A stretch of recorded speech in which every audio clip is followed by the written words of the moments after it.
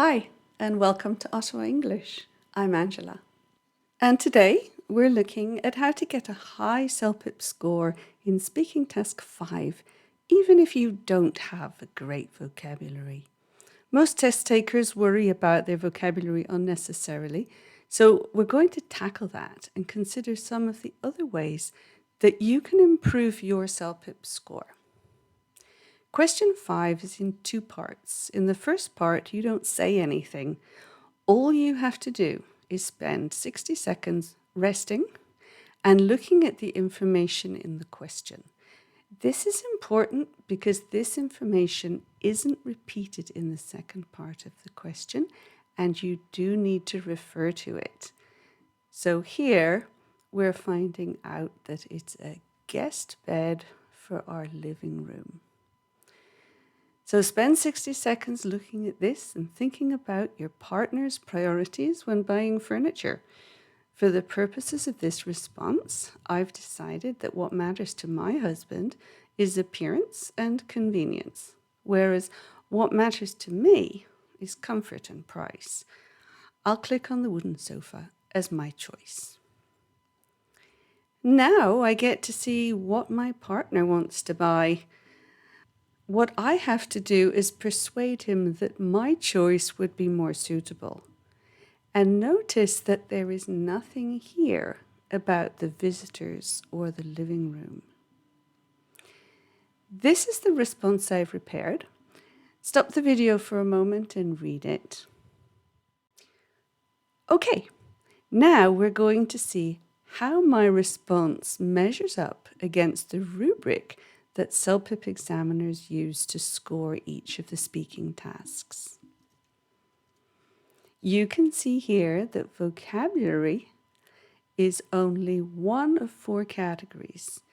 And even within the vocabulary category, there are several factors that make up your vocabulary score. It's not just about the words you choose, although it does help to know a few words related to furniture in this question. I've used occasional visitors, but I could also have used infrequent visitors or just visitors. Instead of grubby, I could just say dirty. Instead of referring to it as a more compact sofa, I could just say futon. And I could replace wooden frame with wood frame or wood structure. And instead of match our other furniture, I could just say look nice with our other furniture. For suitable words and phrases, I've used the phrase set your heart on, machine washable, and kick me out of the bedroom. Set your heart on is a particularly useful phrase for this question if you're persuading a family member about something. For a range of words and phrases, I'm good because I haven't used any words or phrases over and over again. And for precision and accuracy, I've used 2 parallels which cover this language efficiency score. Okay, so as you can see, there's a lot more to getting your vocabulary score than just knowing specific words and phrases, although it can help to have a few words that are specific to your topic. Now let's take a look at how we can pick up points in the other sections. For content and coherence, I've identified my husband's priorities, and I've used details from the description to persuade him to think differently about his choice. It's a good quality idea because it allows me to stay with the situation rather than getting lost in a list of comparisons between the 2 sofas. In other words, it keeps my response relevant. And my ideas are organized into 2 separate groupings with plenty of persuasive detail. So here you see the 2 groupings with the persuasive detail. And there's an introduction, making sure he's in a good headspace for the conversation, and a handover, at the end, communicating that it's his turn to start chattering. It's his turn to talk. For the listenability score, I pronounce every word clearly. My accent isn't a problem as long as the examiner can hear the word endings that identify whether I'm speaking about the past, present, or future.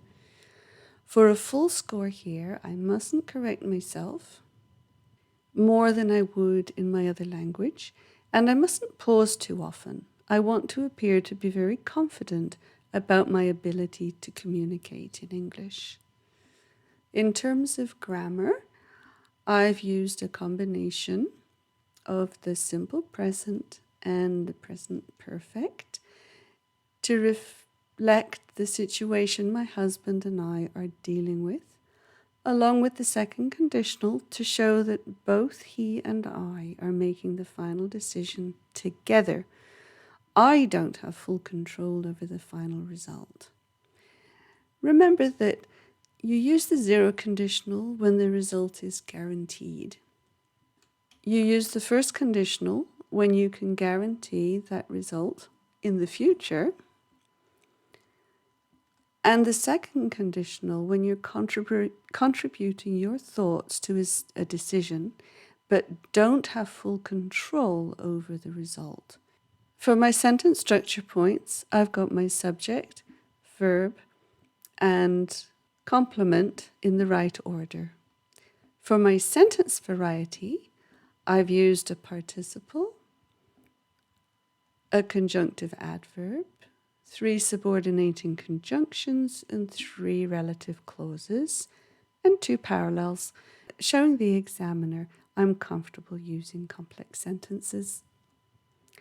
And now for the last section, task fulfillment.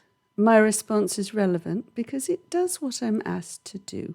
Persuade my partner. It's complete because it has an introduction, 2 well-developed ideas, and a conclusion. With all those woulds and my focus on the things my partner cares about, it's very persuasive. And the length is good because it fills the 60 seconds allowed for my response without leaving too much time when I'm not saying anything. I hope that's given you some ideas for how you can improve your score. Please get in touch if you need a little help with your test preparation, and thanks for watching. Bye-bye now.